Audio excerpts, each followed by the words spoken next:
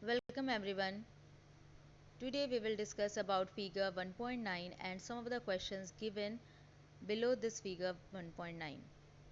So figure 1.9, it is representing the names of the different processes which is used for the conversion from one state to another state.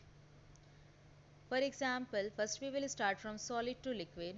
So from solid to liquid, the name of the process is fusion. So we will define fusion as fusion is the process by which a substance changes from solid state to liquid state. For example, ice to water. So this is said to be fusion.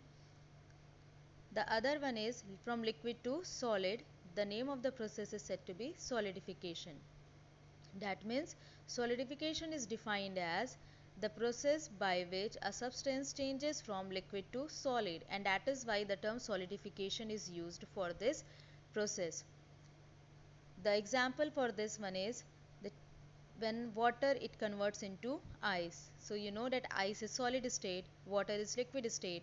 So as the finally we are getting in solid state, that is why the name of the process is solidification, from the name solid itself. Then the next one is from liquid to gas. The name of the process is vaporization. So vaporization, it is taken from the word vapor. That means from liquid to gas. So when we are getting gas, that is a vapor only. That is why. So how we will define vaporization? Vaporization is defined as the process by which a substance changes from liquid to gaseous state. For example, when water changes to steam. So as water is changing into water vapor, which is a steam, that is why the term here we are using as vaporization. Then vice versa one is the condensation, which is from gaseous state to liquid state. So we will define condensation as a process by which a substance changes from gaseous state to liquid state. For example, steam to water.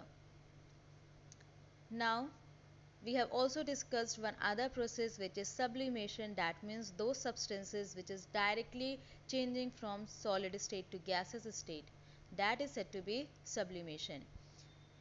So from solid to gas, for that we are using the term sublimation, and we will define sublimation as the process by which a substance is directly changing from solid state to from solid state to gaseous state and skipping liquid state, that is said to be sublimation. The other way is said to be deposition. That means when gas is changing directly to solid state. So such substances, they are said to be sublime in nature. So for that you can take any example.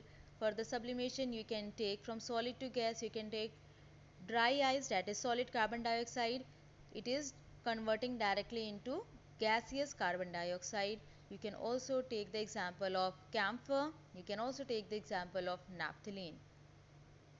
Same way from gaseous state to solid state, directly you can take the example of gaseous carbon dioxide.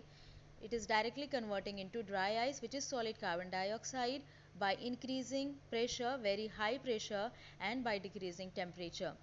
So this is how, this is the process, or this is the factors by which a gas can be liquefied. So this is about the different processes and the definitions. If you want, you can write it also. It's very easy. You just have to remember especially the terms which is particularly used for the different processes. Now we will discuss about some of the questions. Question 1 and 2, it requires, it's very easy, although it is not having any very specific formula, but one a small formula is there, which is a sort of formula that I will tell you, and on the basis of that you can easily calculate these numericals, which is very easy. Today we will be discussing about question number 3 and 4. So question number 3, we have discussed it a lot of time. For any substance, why does the temperature remain constant during the change of state? And this we also discussed it is based on that activity which we discussed, that when ice is melting and it is converting into water, and then water is converting into steam.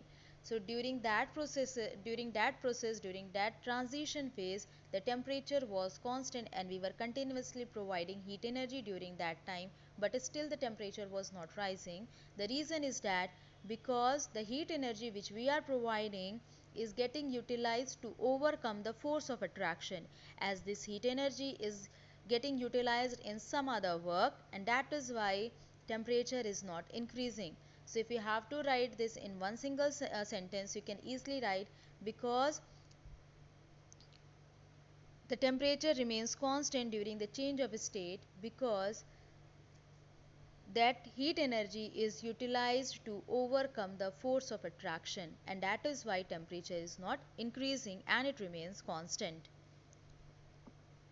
Then fourth question is, suggest a method to liquefy atmospheric gases. Now only I told you about the how the gases can be liquefied. So there are two factors. One is by increasing pressure. For that, very high pressure is required, and the other factor is by decreasing temperature. So by increasing pressure and by decreasing temperature, yesterday I have also given you the reason that how these two factors they work.